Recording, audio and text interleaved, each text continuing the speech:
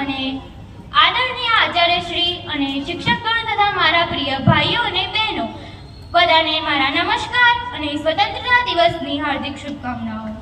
આપણે બધા જાણીએ છીએ કે આજે 15 ઓગસ્ટ છે અને આપણે બધા અહીં આપણા દેશનો સ્વતંત્રતા દિવસ ઉજવવા માટે અહીં ઉપસ્થિત થયા છીએ।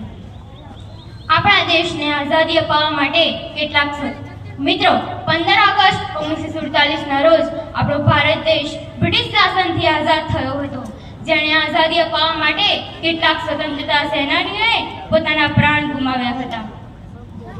આજે આ દિવસ મિત્રો સ્વતંત્રતા દિવસ પર આપણને સ્વતંત્રતા સેનાનીઓને વંદન કરવા જોઈએ, જેમણે આપણા દેશને આઝાદી અપાવવા માટે પોતાનું બધું જ સમર્પણ કરી દીધું।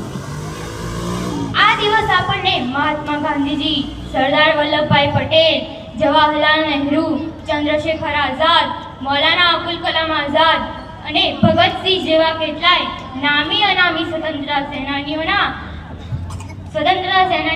ત્યાગ, તપસ્યા અને બલિદાનની આપણને યાદ અપાવે છે। મિત્રો, સ્વતંત્રતા દિવસ આપણને યાદ અપાવે છે કે આપણે આપણા દેશને અને તેના મૂલ્યોને સન્માન આપવું જોઈએ। આઝાદી પછી આપણો ભારત દેશ ખૂબ પ્રગતિ કરી રહ્યો છે।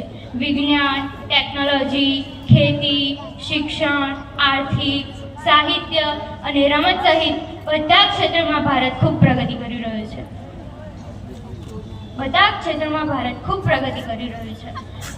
પરંતુ આજે પણ આપણા દેશમાં બેરોજગારી, ભ્રષ્ટાચાર, આતંકવાદ, અસમાનતા જેવા કેટલી સમસ્યાઓ છે।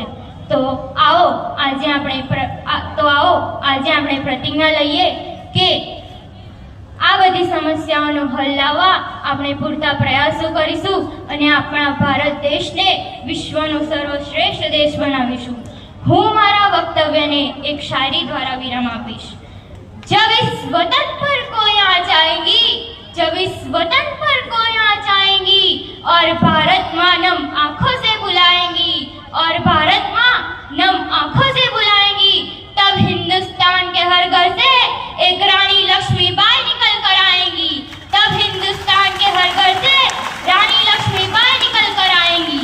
मैं भी सरहद पर जाऊंगी, सीने पर गोली खाऊंगी, मैं भी सरहद पर जाऊंगी, सीने पर गोली खाऊंगी, और लड़कियां कमजोर होती है दुनिया वालों की गलत फहमी मिटाऊंगी, और लड़कियां कमजोर होती है दुनिया वालों की गलत फहमी मिटाऊंगी, और हिंदुस्तान की बेटी हूँ मैं, और हिंदुस्तान की बेटी हूँ मैं, दुश्मनों की छाती पर तिरंगा लहराऊंगी, दुश्मनों की छाती पर तिरंगा लहराऊंगी। अस्तु, जय हिंद।